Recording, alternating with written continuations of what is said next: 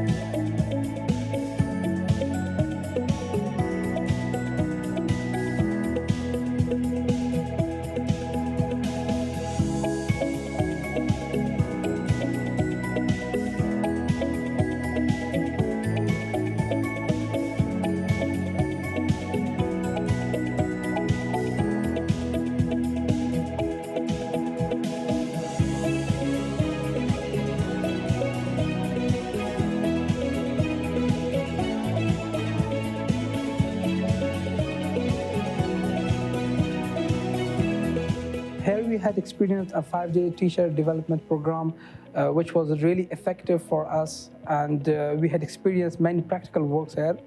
And I'm very thankful for the Turkish Maarif Foundation for organizing such great programs.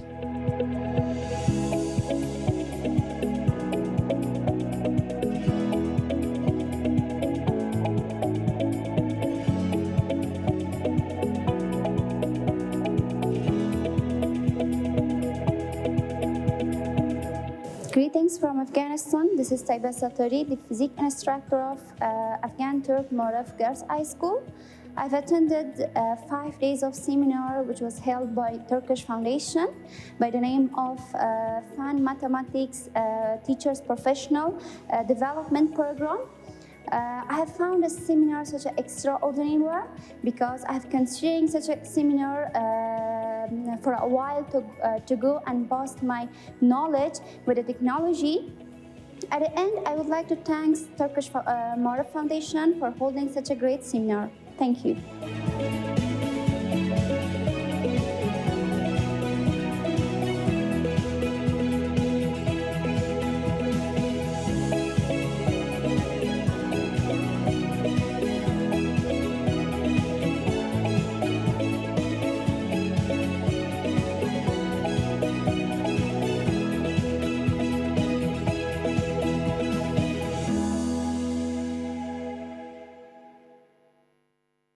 Thank you. It's really great to see the developments and teachers' hard work and the passion for education and science. We wish them success on their long journey. Now it's time for teachers' panel, and some of Maarif teachers are among us today. Like the previous panel, we'll also discuss back to school now. For the last panel of the first day of the Istanbul Education Summit, I'll kindly introduce the Maarif teachers to the stage. Please welcome Christopher Ayu, Information Technologies teacher from Tanzania International Maarif School.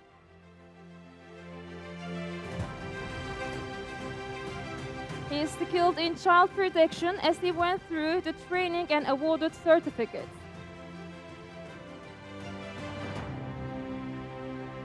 Welcome, Mr. Ayu. Please take a seat there. And I'll kindly invite Education Coordinator from Pakistan International Maarif School, Uzma Shabih. Ms. Shabih is the school principal of Turk International Maarif Schools.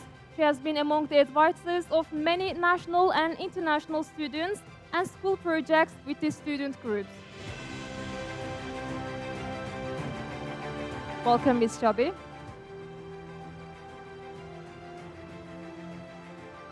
And please welcome social science teacher from Bosnia and Herzegovina International Maarif Schools, Vladimir Lasica. Teacher Lasica studied philosophy and sociology at the University of Sarajevo. He has translated 2 books from English to Bosnian, teaches philosophy, history, and global politics at the Sarajevo Maarif Schools. Welcome, Ms. Lasica, Mr. Lasica.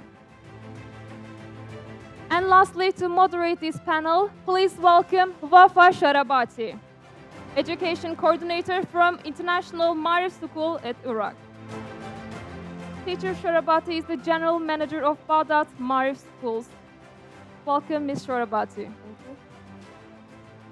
It's a big pleasure to have you here in Istanbul Education Summit, and it's also so excited to be hearing you and Maarif teachers from the field. The floor is yours. Thank you so much. Thank you so much, and welcome to our last panel for today. It's the teachers panel. You know, the panelists, they really enlightened us with a lot of experiences that they shared with us. And now we would like to go more into details from a teacher's perspective to talk about this experience and how the pandemic affected our schools. Before I start, and as kind of warm up, I would like to ask our guests just to give me a phrase that describes their experience about the pandemic. So yeah, let's start with Christopher. Thank you so much. Thank you so much. For me, COVID, it was a turning point. It's just a turning point. Thank you. Okay, and what about you, Uzma?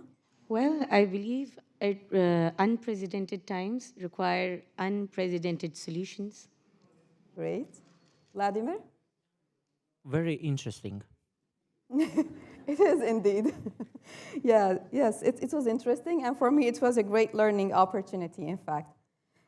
Before I start, since I'm taking both roles as a panelist and also like moderator, so I would like to start talking about the experience that we had in Iraq. And I think Iraq's experience in this pandemic was very special. And what made it special is that we were the first school to start the online education.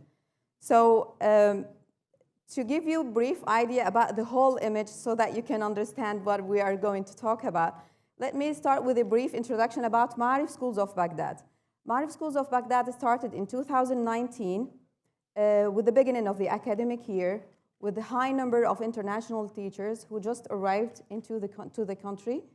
And they were just still trying to adjust themselves to the new situation, the new culture, the new style of students. And you know, these kind of challenges at the beginning of the academic year. And almost by the end of the first term, when things settled and started getting really better, it was the time when the pandemic hit Iraq. So Iraq was the first among the neighboring countries to be affected by the virus. And that put us in front of a real challenge. Like, we were a new school who just started, and we were in the spotlight. So it was a matter of to be or not to be. We need to find solution to this. Now, all of us were talking about online education as a very normal thing. It's not something different. But that time, none of the schools, Maarif schools or other schools in Iraq, started online education. So, sorry. So we thought we need to do something, and we need to take initiation. And that was the right decision. We contacted the head office, the headquarters. The headquarters responded in a very incredible way. And it was just a matter of 1 week or so. The platform was ready, the accounts of the students were ready, and everything was ready for the students. And we announced that we are going to start the online education. Yes.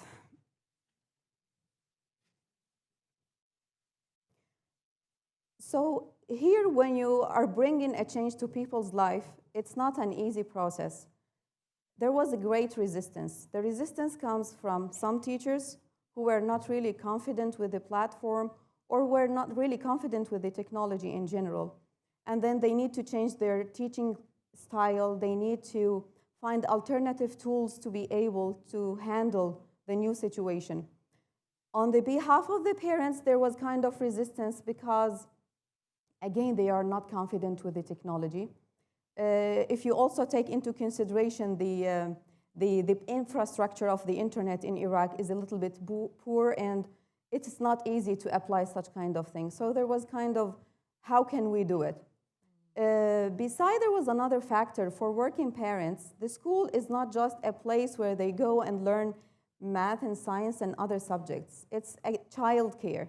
So for these working parents, it was really hard for them to keep the kids at school, at home, and then they need to seek help from a friend or a family member to stay with their kids during the time when they are logging into their accounts because they are working, they are not with them all the time.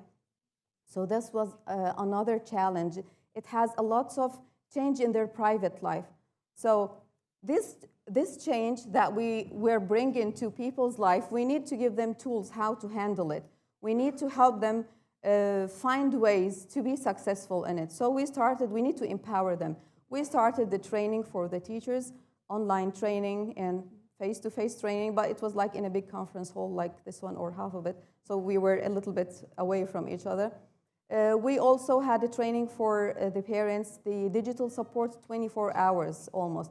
So we put lots of efforts to make this happen in Iraq, and it happened. And it was really successful story that I'm really thrilled to talk about today. So this was our story in short, and now I would like to move on to our guests, and I would like to ask Uzma, how did your school respond to the changing situation when the pandemic hit your country, Pakistan? All right. I'll initially begin with the situation during the pandemic in Pakistan, in reference and in context to Pakistan. Well, Pakistan was severely hit by pandemic, and the reason was that there are stark differences between the public sector education and the private sector education. Not only that, there is a huge, you can say, in Pakistan, there are low learning literacy rates as well. That's why, due to pandemic and due to the school closures, the Pakistani students had faced a lot of learning loss during those 2 years. And as per the experts, there was a learning loss of more than 40 million students all across Pakistan. So yes, at that time, immediate measures had to be taken up, something that could revive back the education system, the entire education system. At that time, the government of Pakistan, there was a policy by NCOC, National Command and Operational Center in Pakistan, that the schools could reopen after 8 months of the first COVID wave. And even if they had to open up, then they would follow the policy of 50% attendance and with alternate on alternate days. So that was again another learning loss, because even if the students had to come back after 8 months, they could join school hardly 2 days or maximum 3 days in a week. And when they did, we figured out that they had missed out. I mean, whatever was taught before or previously was all lost because they were disconnected from this education system. So then, at that moment, then Pak Turk, Maarif, international schools and colleges, that stepped in, actually. It was the main pioneer of introducing digital education in Pakistan.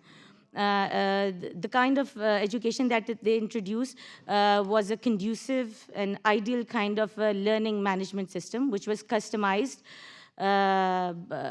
where synchronous and asynchronous, both methods and teaching approaches were being followed up. It was kind of a hybrid system as well. where our education department actually, back in head office, we have over here, let me mention that there are 27 plus schools in Pakistan and more than 13,000 students that are part of Pak Tak Maarif International Schools and Colleges. At this moment, our education department, back in head office, together with our country director, our education coordinator, our executive managers of K8 Education, international qualifications education, and the Pakistani board education as well, all of them had jotted down and figured out certain requisites and prerequisites of how this system could be launched. Because Pakistan is an area, is a place or a country where not every child can afford or has the facility of this digital apps and digital tools. And even if they have, then the main stake at that point was to train those students. And not just the students, the parents, and yes, the teachers as well. We had to train our teachers to be able to deliver through this medium, through this new digitalized system. So immediate measures were taken, and within 10 days, our learning management system started off. Like I said, that's why I'm calling it that it was the pioneer of starting digital education system in Pakistan. For that, the teachers were being trained. There were specific programs for the teachers how to inculcate different digital apps into the system, because the curriculum actually had to be revised. We could not go or follow with the regular schedules, with the regular curriculum as well, because we're talking about a new system, a different system. For that, the teachers were trained, and then later on, there were sessions and webinars and seminars for the parents as well, how to opt the system, how to regulate the system, how to provide a convenient kind of a gadget for the students to go ahead with it, and how can students use it, how to upload different different assignments that were assigned to them, how could they learn and observe different ideas. On the back end, there was a team of education department that was working for the syllabus, for the curriculum, a new kind of a syllabus, because if it was digital, then digital resources were supposed to be provided. Different kinds of videos and things and activities were supposed to be provided, not like the regular school system.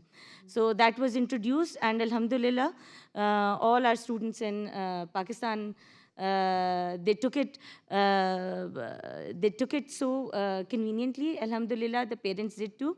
Although, yes, I believe that the initial start was tough on everyone, on the teachers, on the management, the school management, the head management, everyone. They had to work day and night, almost 24 hours, to cope up with these things, because we had to manage how to handle these areas and these things. Alongside, then at that time, our education department realized that since this pandemic could go a long way, and we need to see the prerequisites of the future needs as well. For that, certain areas need to be addressed. For example, certain key points need to be addressed. If I talk about mathematics, let me give you an example. If I start teaching... This is about the needs of the education in the after post-pandemic. Yes. We'll come back to this point. Sure. I would like now to ask Christopher, how did you manage the teaching and learning process during the pandemic, and what were the challenges that you faced as a teacher? Of course, we're talking now all from the perspective of a teacher. Thank you so much. I will start by telling a very short story. One day in my school, I lost a very close friend, actually a member of my family. It was 1 year before COVID, and then when I came back to school after the holiday of funeral, my students asked me, how do you feel losing a very close friend? I was saying, like, what a question. How does it feel to lose a friend? And I said, don't mind, say. Second, after a month again, I lost a very close relative. Again, I came back to school. One of my students asked me, the same student, how does it feel? I say, man, you don't know how it hurt. He say, I'm happy because now you are the part of how we feel every day. A particular student had no two parents, passed away. So he wanted me to, when he's explained to me how he feels that he doesn't have a parent, He was not sure, like, I can feel the same pain. So what we did in our school, the first things, we became part of the majority, like a school, feeling like a other member of the community they are feeling, the way they are doing, the way they are following the instructions. Same to us. We did it. And then after being part of them, we assess the situation. The parents were receiving a lot of information from different people. Some of the information was correct, and some information were not correct. So the first or second thing we did, we assess the situation. How is the situation in our community? How is the situation with our parents? How did the parents took the COVID and the information seriously? After having all the required information, what we did, we checked the resources we had in school. What do we have, and what we heard, how can it help or support our community? After being aware of what we have, and then we started the program now of recording. We analyze and we call the teachers, we talk to the teachers. It was very hard for the teacher to accept it, recording them, their video while they're teaching and send them. They were so nervous, like this is the first time, and it's not all that our students gonna watch it and everyone gonna see it. So it was very hard, but I'm glad for our management. They managed to talk to the teachers, conducted the training, and the teachers was ready. In fact, we had very limited resources. For example, we needed cameras, we needed strong laptops to do edition, because some teacher was teaching 80 minutes, and they want you to upload everything. We needed the internet, we needed to edit, and in fact, it's only one person recording, editing, and uploading. So you can find doing it over and over and over again. But alhamdulillah, we managed it. We recorded it and uploading all the videos. The second, now I'm going to talk a bit about the challenges. It was not easy for the parents also to receive this. The only story they wanted to hear is how are we going to overcome the COVID-19. It's not about education anymore. No, the only story that could sound and you can convince the parents and the students is how are we going to pass through this. We reminded the parents like it's not the first things in their life. All the problems comes and go. So we must learn how to move with COVID without distracting other programs. At least some of the parents, they started, agreed to go online, providing their phone. Because in my country, there is some age. The student not allowed to own the phone. And the parents believe like if you give electronic devices, you are distracting the kids. Their behavior will change. They will use some content online which is not allowed. So it was another problem. But after a long discussion, the parents agreed to pass their electronic devices to the kids.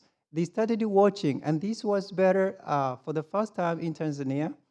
A lot of citizens, a lot of parents, not only those belongs to Maarif, but every citizen get our content online. They started calling, and in fact, it helped us to get more students after COVID. Great.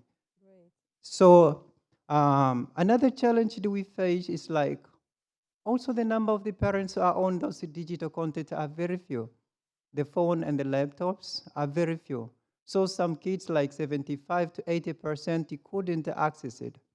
So we came again with another measure of printing the hard copies and try now to make sure that the parents are picking those hard copy and printed material, taking them to the students. The problem came back again, like the Ministry of Education said that maybe if you touch those paper, can spray the. So how are we preparing? They start evaluating. How are we preparing those digital, those printed? And we explained, and it was safe. So it was accepted again. The last problem we face is like, okay, we have prepared online, uploading, making sure that the kids are having it, sending the hard copy. But how are we going to evaluate those students? Did they go through those, did they understood? How are we going to evaluate them? When they come back to school, are we going to continue where we ended, or we are going to start afresh? We tried this, calling, talking to the student. What we came to realize, the students were honest, studying hard, but due to too much information about the COVID, about how many people have died, they lose everything again, and we were starting over and over. But alhamdulillah, now we are moving after COVID. Thank you. Yeah, as you mentioned, I think in each crisis there is always an opportunity that is waiting for someone to take it. And I think you could take this opportunity in the right way so that the school was a successful one by the end of the day. So this is similar to what we had also in Baghdad. So the number of students the year after the coronavirus, despite the ambiguity of the situation, increased a lot because people saw that there is seriousness about education.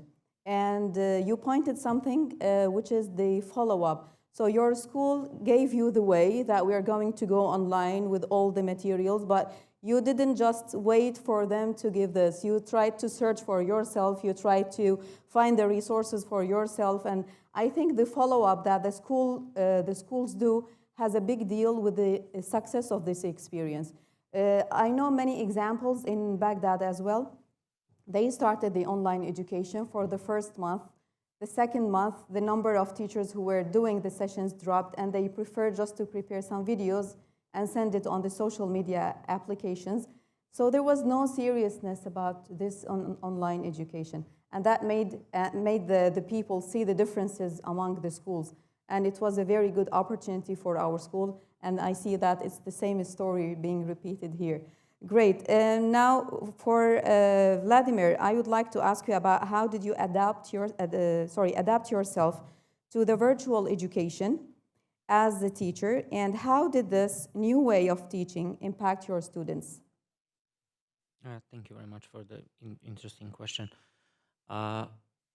During the pandemics, I had dual experience.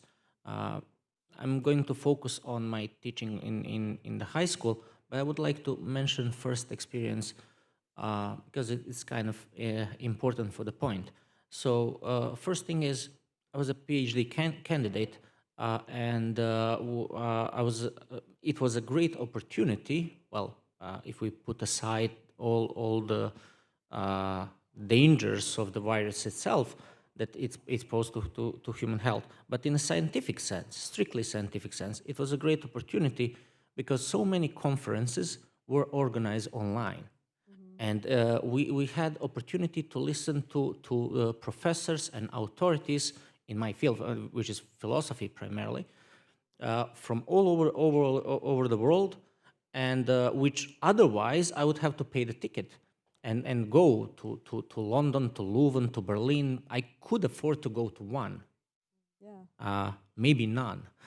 But in this way, I could attend most of them and meet wonderful people and learn so many things. Now, the point for high school education, why is such a problem, is that students in high schools are naturally not as interested in school, in learning, as students that are at the university, master or PhD. So it works the opposite.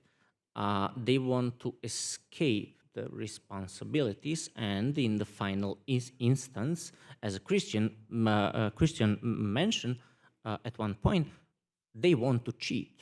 Mm-hmm. Now, that's a completely different matter, and it is a big problem.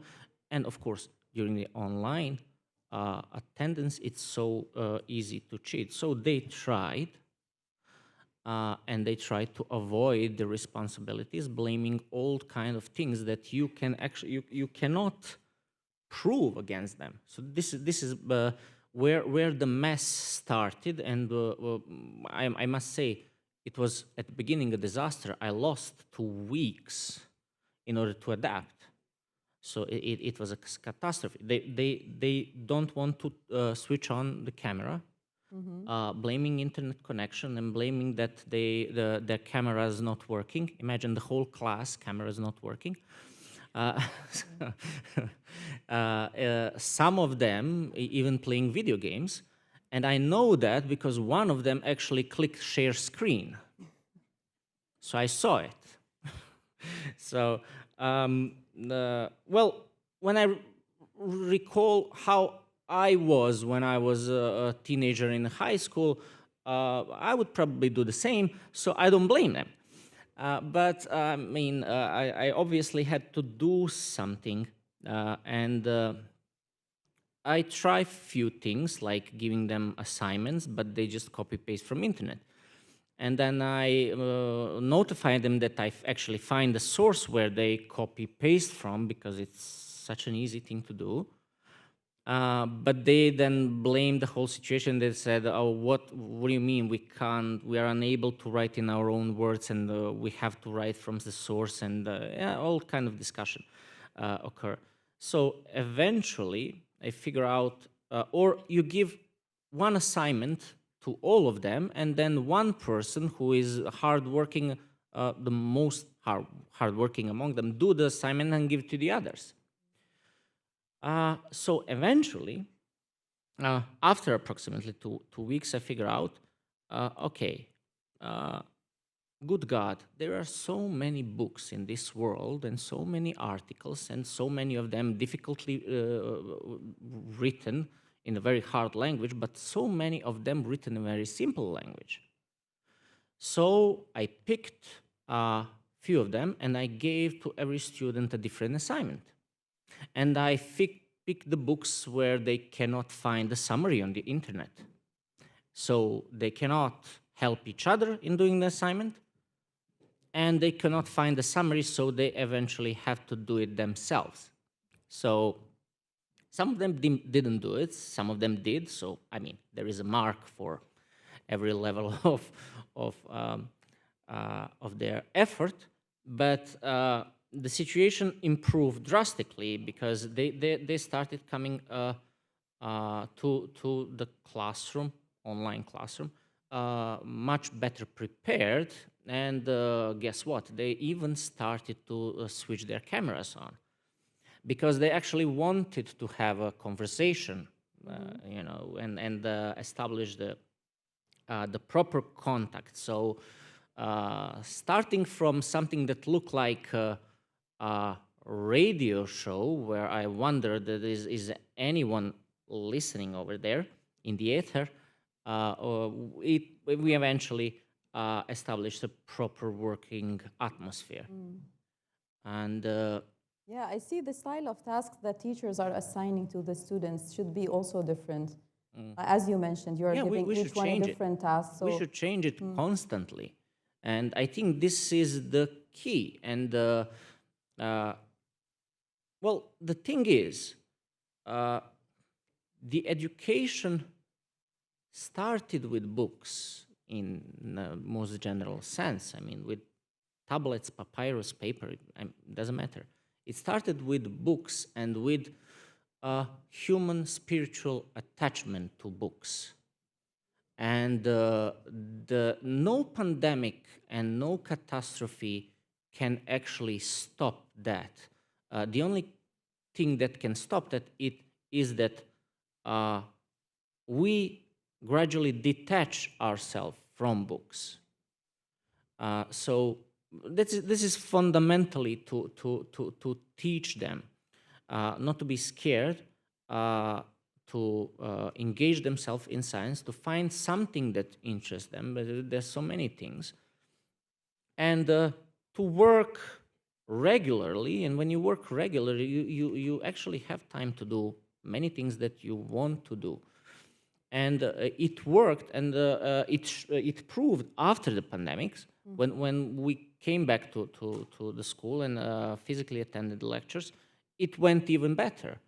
They had a solid preparation, well, most of them, anyway, but they had solid preparation, and I could continue to give the similar assignments, and we could have proper discussion in person, which, because of this experience, it occurred to me that what the fundamental problem is actually more in teachers, because this is what we very often do.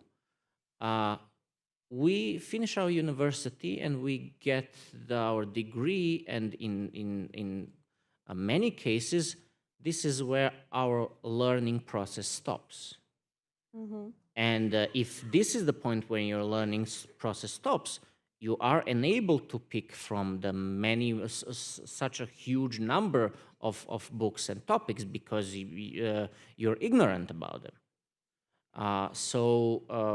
First of all, we as teachers have to adopt the attitude of constant learning until we die. And then we share with them how beautiful life that is, how beautiful lifestyle that is. And then, I mean, the future pandemics, and it can come and go, and maybe they will not come, maybe they will, maybe it will be better, maybe it will be, God forbid, worse, but education will survive. And this is fundamental, our attachment to books. And rather than various sophisticated, I would dare to say, various sophisticated didactic methods, I mean, let's think about interesting phenomena here. Didactics improving constantly, but students are worse and worse. What's going on? I mean, in general, I mean, I was not very good student in high school, but I was better than the average high school students today. And my parents were better than me, and my grandparents were better than them. So, but they were following this, from today's perspective, so old didactic methods.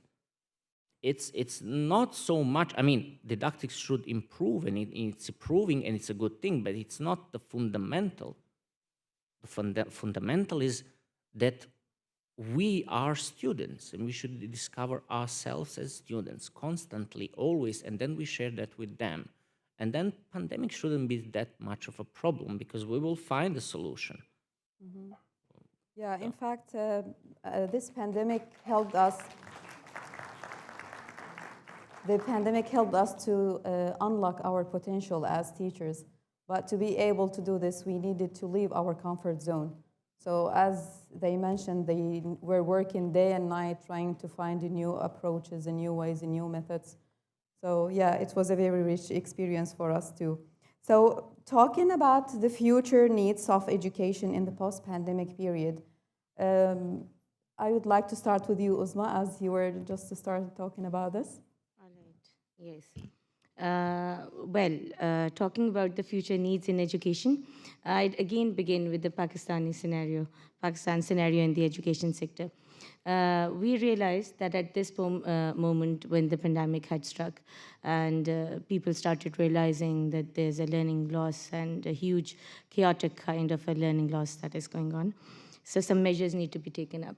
At that moment, even the government of Pakistan, they initiated a tele-school system in which students from everywhere, even the urban areas or the rural areas, wherever there are, because television is something that's available or placed everywhere in every home. So every student could connect to this digital learning system. So some recorded lessons were being presented to them, which were content-based lessons. Students started taking interest in it initially because it was launched on a huge scale. But then the experts said, from the government themselves, they realized that due to the long screen time hours, students started losing interest within just a few months. Meaning it did not actually pay off or did not respond back to the way we thought that it would respond back or it would help the students out in the Pakistani education system. At that moment, even in our school system, we realized that the curriculum has been intervented, remediated Lots of new teaching approaches and teaching methodologies were being trained to the teachers. The teachers were being trained for these kind of teaching approaches. But still, there were certain results which were not being met. And as per my experience, the teachers used to come up and said that we're making every effort that could be made to inculcate these ideas into the students, but they're still unable to comprehend to those ideas. And we're unable to figure out why. Then at that point, we speculated that let's go for certain data analysis. Let's calculate that what are the areas, identify what are the immediate areas that need to be met. And we figured out that it was mainly the core subjects that required certain attention, like English, like mathematics, or simple reading, or simple comprehension texts of English. And the students were unable to meet. And like I said, I started off at that moment. For example, in mathematics, if they're trying to teach Algebra 2 to the students, they figured out that the students did not even knew about Algebra 1. So if a student lagged behind there, I mean, because of that certain learning loss, how could he actually comprehend to Algebra 2, no matter what kind of a teaching methodology or approach that you take up? So then in English as well, even according to, we actually started researching. Me and some of the teachers, we said, let's figure out what is going on and why we are unable to actually bring the students back towards this education system, bring their focus back into this education system and scenario. So we figured out, even UNICEF pointed out, they said that due to the learning loss, there are, if we look into the entire global scenario, there are 2/3 of just the 10-year-olds who are unable to read or write simple English text or comprehend to simple mathematics operations, such as addition, subtraction, or division. So this was the area where a grade 4 teacher comes up to me and she says, I'm trying my level best to teach them addition of fractions, but they're unable to get it. So we figured out, let's analyze it, let's collect the data. Let's collect the data from the high achievers, the ones who still need certain improvement as well. And we figured out that the students fail to even understand how to simplify a fraction or just equalize a fraction. So how would they move on to the next step? So at that moment, there are certain other measures that need to be taken. For example, we took out some research documents from the internet as well, that how can we meet up to those challenges. And I would actually relate it with Ms. Diana. She also mentioned that maybe certain extra classes or certain extra tutoring classes may be required for certain number of students to be able to bring them back to the point where the teacher requires them, or maybe to certain targets that we had set up, or for those students who can meet up according to their age level. If they are in grade 4, they at least need to cover up to those areas.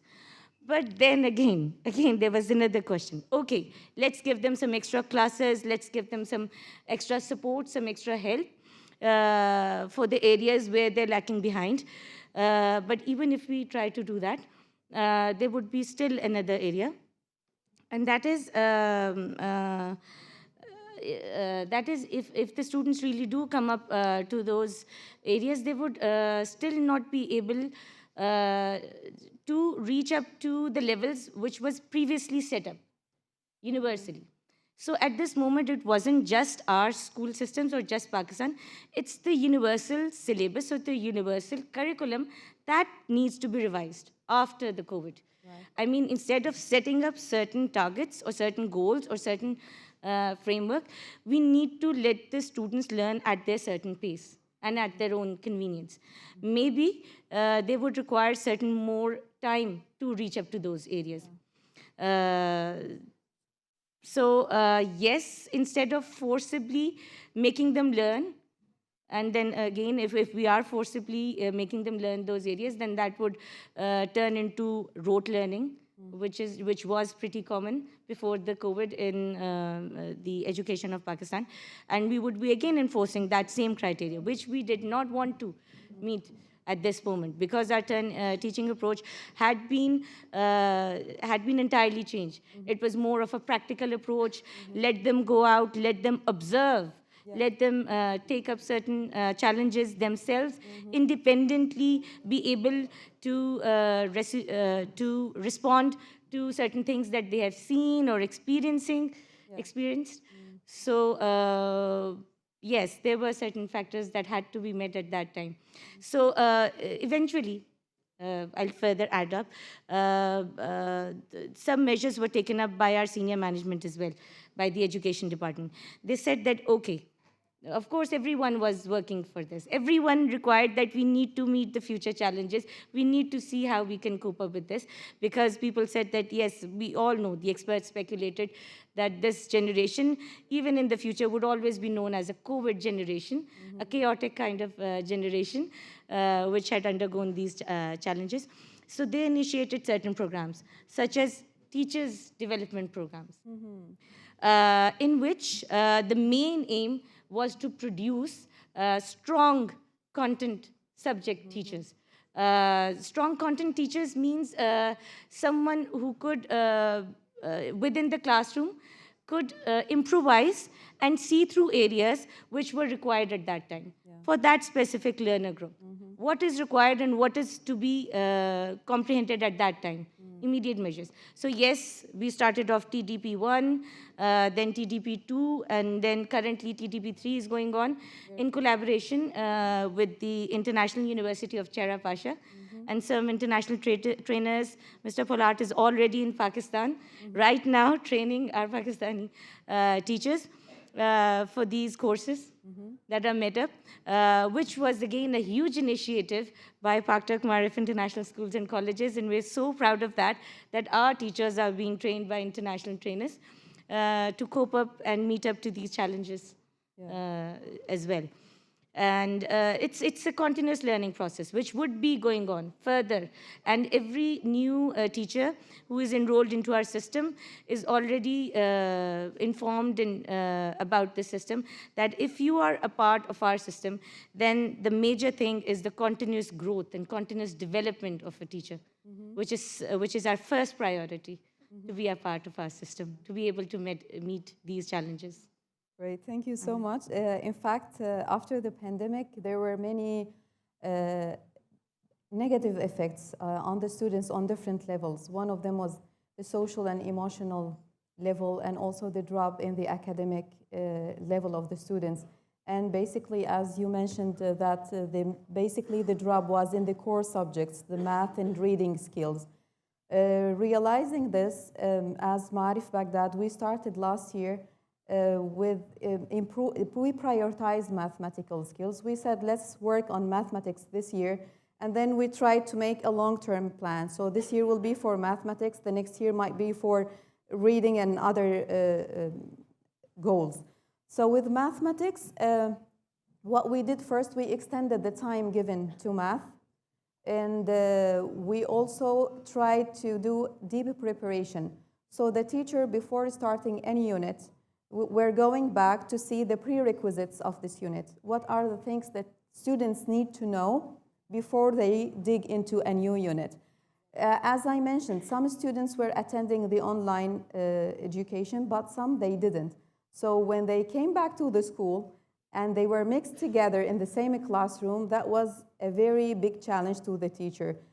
Half of the class is on level, half of them below the level, so they need to build strong bases before they go on with the syllabus in their hands. The mathematics took lots of time from us, and we need also to convince the teacher, the parents as well, because there is a book. This is the mentality of some parents, unfortunately. Why the teacher didn't start yet, what the teacher is doing. So to make them understand that there is a preparation before we go on to the book was not an easy job. But once they got the idea and they understood what we are doing, and they saw also the results after like 2-3 months, the things went really well, and there was a very high level of satisfaction with what we have been doing. Regarding the social and emotional issues, the students were isolated for more than 1 year. So when they came back to the classroom and again in the context of a school, there was kind of attitude problems. So they became more self-centered, unwilling to share. So we needed to run activities that support the teamwork, the team spirit. More activities, outdoor, indoor, just to have them working together, to put things together and work collaboratively. So yeah, I agree with you. This point was very important to tackle in the schools and to bring the students back on track in terms of social and academic level. Sorry, Christopher. Sorry, Christopher. Yes. So talking about Tanzania experience in this, how do you see the future of the pandemic generation? In fact, it is bright with scars. That's what I believe. We have talked to the kids, students, and we have teach them it's okay not to be okay. They have to learn to cope up with some situations. Because when they came back, it was a lot of complaint from themselves. You've lost a lot of time, that and this, I'm going to fail. So the first thing we did is to calm them, to make sure that they are cool, and also sitting to ask them first, what do they think? How can we handle the situation? So they were the part of bringing the solution. We didn't want to ask them or to give them directions or to make a decision for them, because we believe they are the owner of the future. So they have to learn on how to handle some matters. They came up with a lot of ideas. First, we had those students who they managed to learn online, and some they had relatives who had the background of teaching. So we get a good number of those who had parents who teach them at home, but also we heard those who had no privileges. So each students, those who had the privileges, they devoted their time. Like, I'm gonna using 2 hours daily to help my colleague. I'm gonna use my 30 minutes or this time to make sure that what I heard from home, my colleagues also is going to have it. But that way we found within very short period of time, most of the students were good and happy. We had That was happening at school yes, when they came back. Yes, they were happy after having the simple solution on how they're going to cover some stuff in which they didn't cover previously. Secondly, we started training ourselves. We went back to school with a lot of stress. So just a small things can be enough to make a teacher burst into the anger. So we started recollecting ourselves, reminding ourselves, like all these kids are looking at us. So regardless of what happened, we have to move on. And we agreed to move on. Thankful to the government, we had some meetings with the Minister of Education. They changed the timetable. The calendar changed it permanently.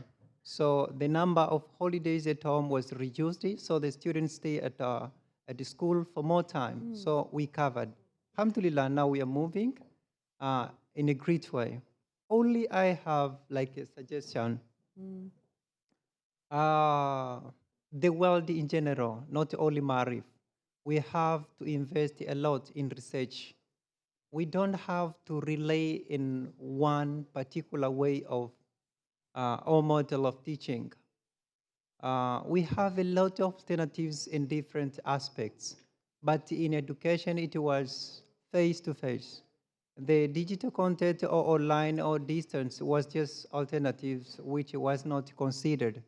But now I think the world should now research and invest much in education, especially in technology. You know, we are investing in much of stuff like robots, like artificial intelligence, but we are investigators on the context in which it will help us in education. So I think we have to fund researchers.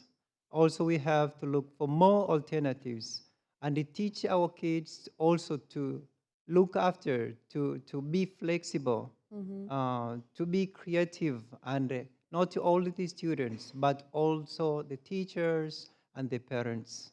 And when we do so, in case we face a pandemic or another problem, it will be easy much to move on instead of sticking and looking how we're going to solve this, because we will have much alternatives, so we can just pick one and move on. Thank you. Yeah, thank you so much. So it was very important to take action. And yeah, how did you take action in Bosnia, Vladimir, to deal with the students when they came back to school and you see the impact of the pandemic or of the isolation on the students? Well, the action is, as I mentioned, we continue with the process that we started during the online education, and with the addition of more interactive approach, and even more conversation, and well, eventually they admitted that they really miss school very, very much.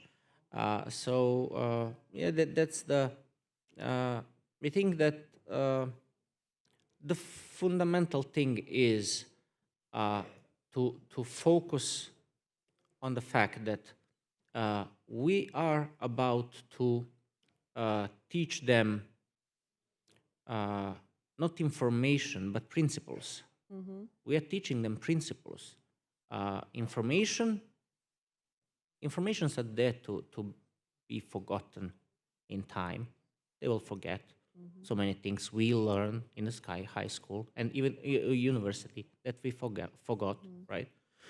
So focus is is on the principles, on to explain them in every science how things are related to each other, right? Not to enumerate things, but to figure out the principle behind things. Not to enumerate physical things, but to understand physical laws behind the things. Not to enumerate numbers, but to understand relations between numbers, right? So not to enumerate the animals and living beings, understand principles and natures according to which living beings are categorized in biology, right? Principles, always. So we continue in that direction. In terms of philosophy, it's the relationship between ideas. They will forget who said what. But there's so many philosophers that we're mentioning. But the relations between ideas and the implications, how certain ideas imply other ideas, in order to grasp how human thought developed throughout history.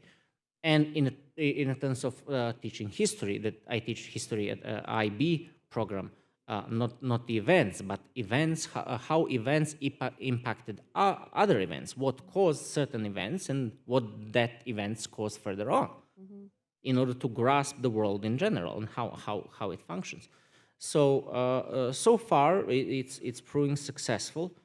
We started it during pandemics, and thanks to this whole negative situation, I think we figure out the way to grasp new knowledge in a new way that is from various different sources. Then we can then share in the classroom, and that will help us grasp fundamental principles. And this is something that once they understand, they will not forget.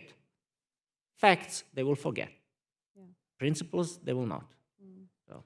Because they are embedded in their own behavior. Once understood, you cannot get them out of your head even if you want to. So. Yeah, thank you so much. I don't know if you have anything to add about your experience. We are almost about to finish our panel. So thank you so much for you, and thank you for the kind listening. And hopefully we'll meet tomorrow, inshallah, in the other panels. Thank you so much.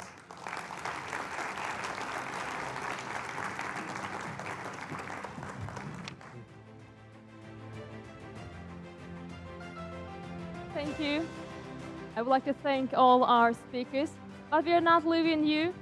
I would like to invite Selim Cerrah to the stage to present the gifts. Thank you.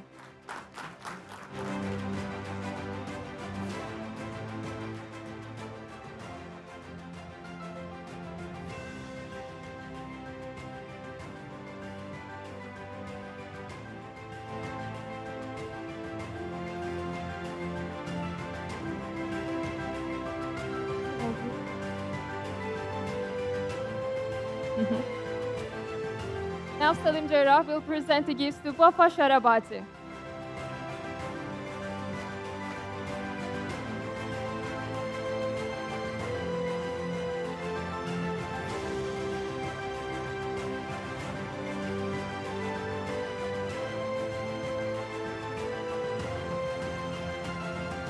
Thank you. Now we'll invite the second gift to our one of Maarif teacher, Christopher Ayu.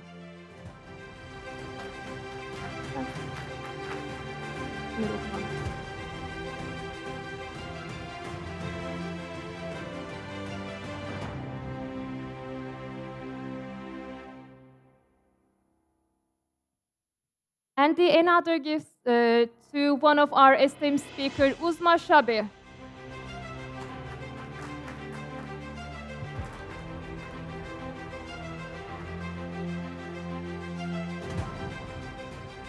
And the final gift goes to one of our esteemed speakers, Vladimir Lasica.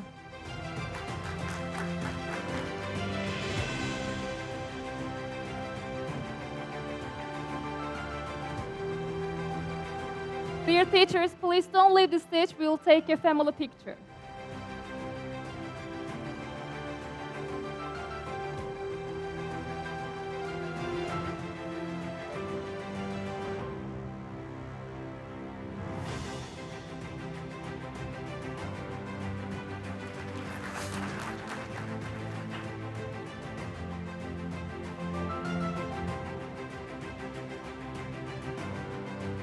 Thank you. And we came to the end. Istanbul Education Summit will continue tomorrow on its second day. We will discuss the issues of post-pandemic needs of education. Like today, we will host very distinguished guests and academics here. Hope to see you again tomorrow on its second day of Istanbul Education Summit. Have a nice evening.